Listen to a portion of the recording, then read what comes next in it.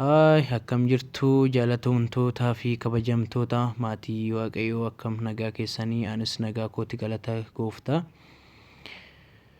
Har'as waan isin fayyada jedhee yaadu tokko qabadhee isiniif dhufe appilikeeshinii wayiiti.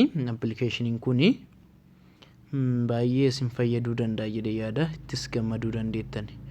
Appilikeeshiniin kun kunoo isa argitan kana jechuudha.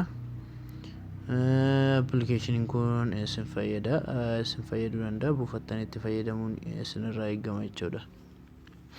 Appilikeeshinii kana eessaa akka argattanii eessaa akka buufattan dhumarratti kan isinitti mul'isu waan ta'uuf hamma dhumatti na wajjin ta'a.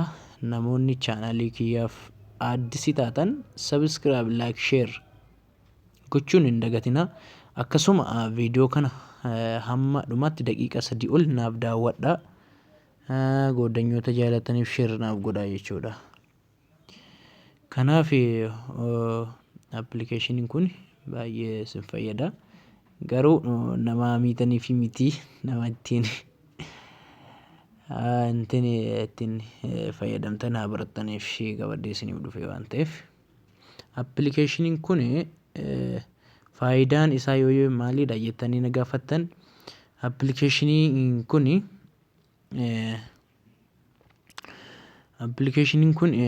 fakkeenyaaf misejii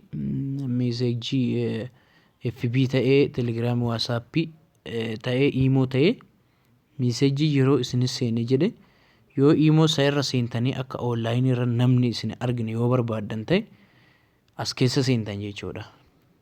Isa kana keessa seentanii yeroo isin seentan misejiin nama iimoo irratti ta'ee, telegiraamii irratti ta'ee ergame sun as keessa dhufa jechuudha. Asirra dhufa osoo namni sun isin hin argin as keessa seentanii misejii keessan isiniif ergame san dubbistanii irraa bahuu dandeettan jechuudha. Kanaaf appilikeeshiniin kun isa saniif isin fayyada jechuudha.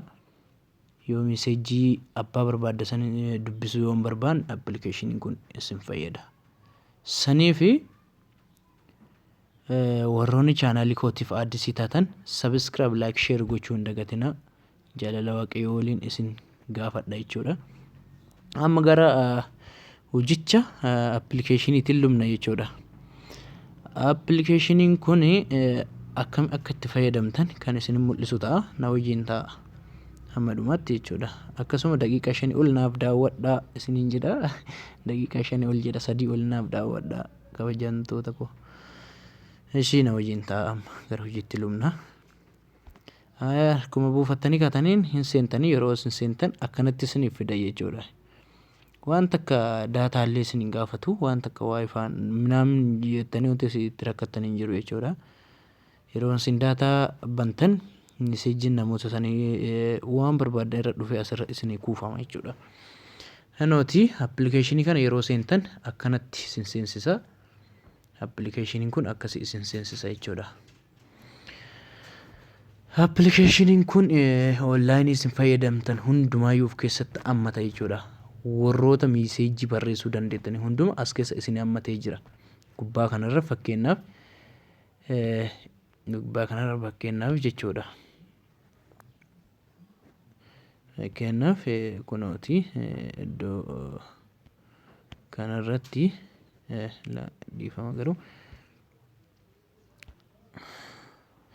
iddoo kanarratti jechuudha. Kun gubbaa kanarratti fi akkasuma asitti fi akkasuma asittis bakka isaan arfan kanniin akkasuma jechuudha. Arfan kanniinis akkasuma deebi'eetis kunooti instagiraamii, iimoo jedha. Waatsaappii illee hin jiranii. Waatsaappii, telegiraamii kanneen kana fakkaatan of keessatti hammataa. Misenjarii hin jira. Misenjarii illee kana fakkaatan jechuudha. Waan 4 ol akkuma isin fayyadamtaniin hundumaa isin mul'isa jechuudha. Kanaaf isaan kanneen yeroo fayyadamtanoo kan misenjarii keessa fayyadamtanillee isiniif baya. Yeroo misenjarii yoo ilaaluu barbaaddan isarra dhooftan akkana jechuudha. Kun gubbaa isinii bayeera. Asittis ka waatsaappii illee akkasii isiniif baya. Ka telegiraamii illee kun akkana isiniif baya jechuudha. Instagram illee, imo illee hundumtinuu mata mataan misejii isiniif seene hundumtinuu akkana irra dhaataa ilaaluu hin dandeettan jechuudha. Kamtu akka isiniif seene kana ilaaluu dandeetta. Namni sun garuu online irra jirtanii isin hin beeku jechuudha. Sa'aatii san akka online irratti isin argineef baay'ee isin gargaara applicationin kun. Kana isa kana fayyadama. Applicationin kun baay'ee isin gargaara jedhee yaada. Garuu ani waan buusee akkuma buuseen waan isiniif dhiyeesseef baay'ee misejii illee ganna seenee hin jiruyyuu. Amma application kana eessa akka buufattan kan isin mul'isu ta'a jechuudha. Application kana kunoo Play Store keessa argattan jechuudha. Play Store keessa argattanii seentanii yeroo seentanii jettan akkana isin fida. As gubbaa kanarratti maqaa isaa barreessitan jechuudha. Gubbaa kanarratti maqaa isaa barreessitan jechuudha. Kanaaf kunoo yeshi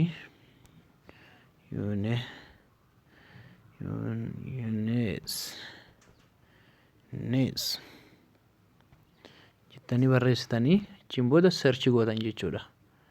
Yeroo search gootanitti kunoo isiniif dhufee jira. Inni isiniif dhufe isa jalqabaa osoo hin taane kunoo iddoo kanarratti iddoo kanarra jira jechuudha. Kunooti iddoo kanarra jira jechuudha. Isa kana kunoo isa kana jechuudha applicationichi. Isa kana buufattanii itti fayyadamtanii jechuudha. Kanaafi applicationii kana yeroo buufattanii jettanitti irratti dhooftanii yeroo jettan inni anama waan buufadheeruuf jedheeti open naan jedheera jechuudha. Waan buufadheeruuf open naan jedheera. Isiniin garuu install isiniin jedha isiniin install isiniin jedha jechuudha. Inna san install gootanii hamma dhumatti eegdanii buufattan jechuudha. Yeroo buufattanii kaatanii isinii dhibba laakkee isinii bu'ee ka'etti open jettan irra dhooftan qaxxitaa inni nu gara hojii ofiitti seena jechuudha. Kanaafi jaalatamtootaaf kabajamtoota maatii Waaqayyoo kana fakkaataa barumsi kiyya kaardhaa ammallee torban keessattis applicationii bifa addisii ta'een qabadhee isiniif dhufaa. Warroonni chaanaalii kootiif addisii taatan subscribe, like, share gochuu hin dagatinaa isiniin jedha. Nagaan naaf turaa. Oolmaa gaarii turtii gaarii isiniif haa ta'u isiniin jedha. Ciao, bye.